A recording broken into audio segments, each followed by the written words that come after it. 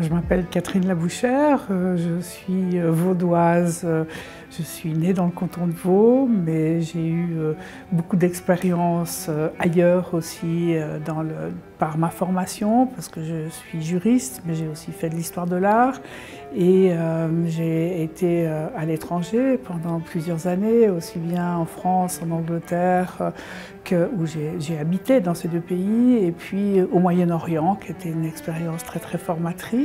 Et en rentrant du Moyen-Orient, j'ai décidé de m'engager dans la vie associative et publique. Et puis j'ai fait un parcours, constitution, constituante, députation, présidence du conseil communal à Gland et de multiples activités au sein de fondations sociales, santé et culture.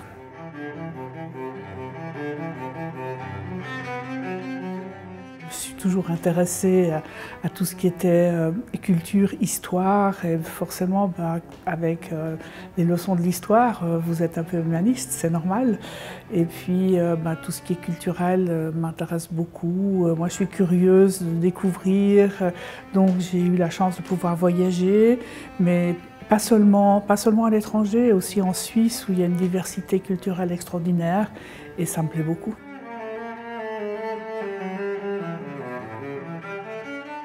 Alors ici, on se trouve au château de Prangin, qui est l'antenne romande du musée national. Et j'ai choisi ce lieu parce que pendant 12 ans, j'ai été à l'association des Amis du château de Prangin, et pendant 6 ans, j'ai été au conseil du musée national. Donc j'ai découvert le patrimoine, et c'est le château de Prangin qui m'a donné l'impulsion de cette découverte extraordinaire que j'ai faite du patrimoine suisse. Et j'y reviens toujours avec plaisir, donc pour moi c'est un lieu emblématique.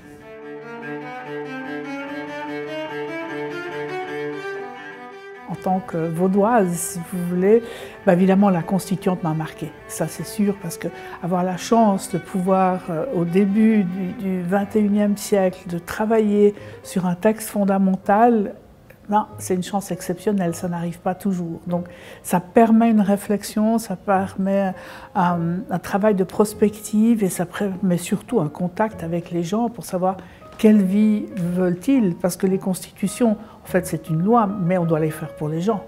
Et c'est ce rapport à la communauté que j'ai trouvé assez extraordinaire.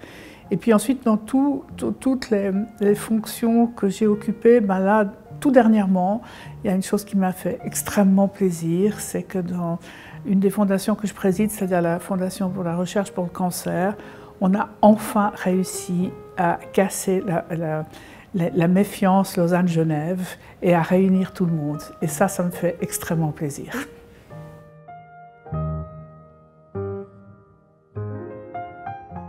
J'aime le lac.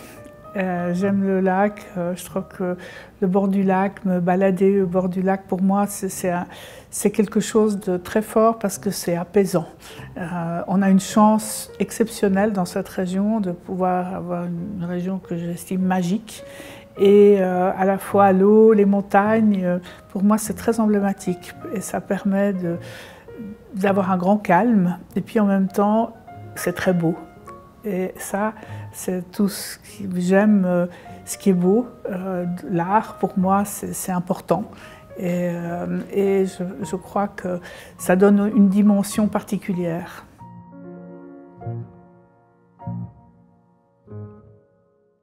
Alors moi, tout ce que je souhaite, c'est qu'il soit le plus harmonieux possible.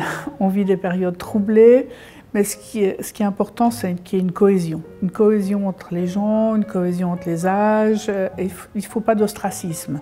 Moi, je n'aime pas avoir des ostracismes. J'ai mes opinions, je suis prête à les défendre, mais je suis tout aussi prête à écouter celles des autres. Et on vit dans un pays où on a des institutions qui permettent ce compromis, qui permettent de ne pas rejeter l'autre, bien au contraire. Là, j'ai une anecdote qui va peut-être vous amuser. C'est qu'un jour, notamment pour la politique culturelle, on a été invités dans un colloque international qui s'est réuni à Lausanne. Et puis là, il y avait des gens de France, de Luxembourg, de tous les pays francophones. Et puis, on était deux politiques, moi à droite, une autre à l'extrême gauche. Et puis les gens nous disaient, mais vous vous parlez? vous arrivez à défendre des causes communes. Et j'ai dit, ben, c'est ça la Suisse. Alors je pense que Gland, dans 50 ans, je ne vois pas grandir à l'extrême.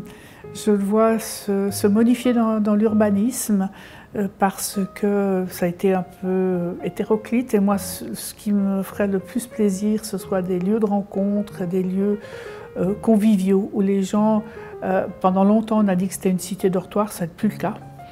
Mais je pense qu'il faut des lieux, et notamment, on a de la chance, on a un théâtre, peut-être qu'on aura un cinéma un jour, peut-être qu'on aura d'autres formes aussi de culture, parce que c'est quand même le lien avec les gens.